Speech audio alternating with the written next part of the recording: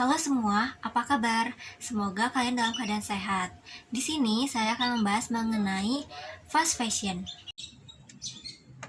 Fast fashion adalah di mana industri fashion bergerak dengan begitu cepat dalam mengeluarkan produk terbarunya dan biasanya dijual dengan harga yang relatif murah. Nah, contoh produk fast fashion yang kita tahu nih yang biasa ada di mall-mall ada H&M, Zara, Uniqlo, Forever 21 dan lain sebagainya.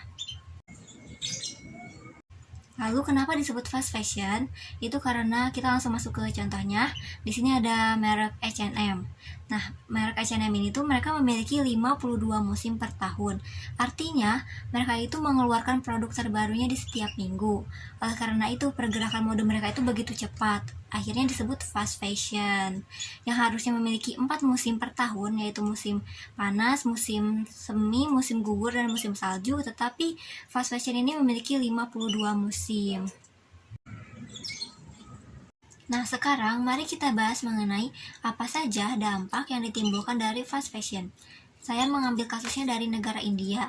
Yang pertama, dalam segi sosial, lebih dari 50% pekerja tidak dibayar sesuai upah minimum.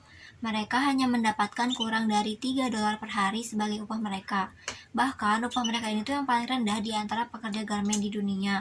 Nah, kenapa upah mereka itu yang paling rendah?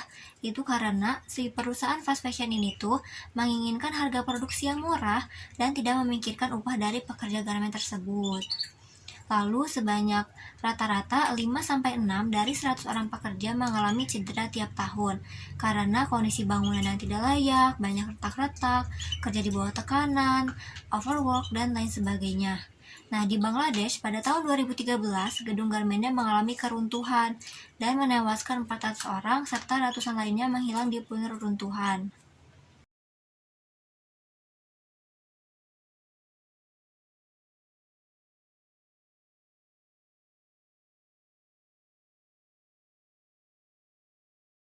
Selain itu, ada serikat buruh yang mengirimkan list permintaan atau list tuntutan kepada manajer.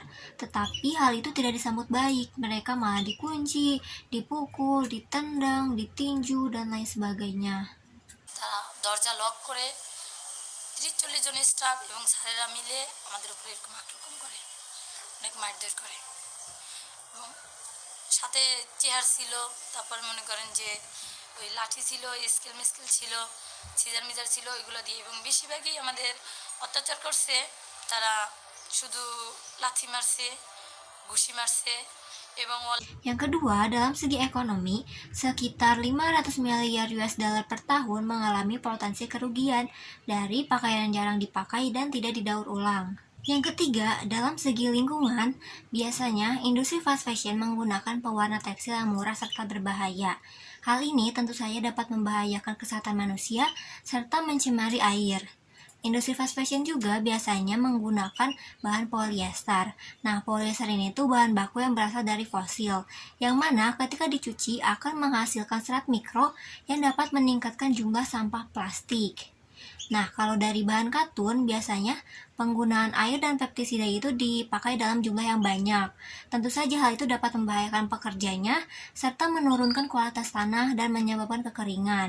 Companies, fertilizer, pesticides, they are totally refusing the after effect of the pesticide and fertilizer. And this is the, you can say, classical symptoms of the toxicity.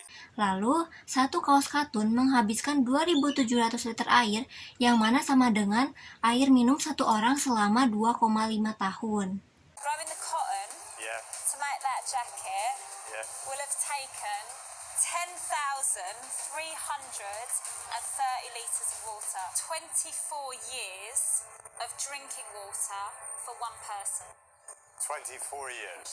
That's wild, right? That's wild. It's crazy. Lalu ada dampak bagi perekonomian diri kita sendiri, yaitu biasanya industri fast fashion ini mendorong kita untuk selalu berbelanja. Nah, karena mereka kan punya produk terbarunya di tiap minggu nih. Jadi ketika kita lagi jalan-jalan atau lagi window shopping, terus karena ngelihat produk baru, lucu, jadinya kita beli. Padahal kita niatnya tuh tadinya nggak beli, tapi malah jadi beli. Nah, hal itu tentu saja dapat meningkatkan sifat boros kita. Nah, siapa yang kayak gitu? Ayo ngaku. Lantas solusinya apa? Nah, solusi yang bisa kita terapkan yaitu kita bisa lebih bijak dalam membeli pakaian. Kita bisa lebih mengetahui mana keinginan dan mana kebutuhan.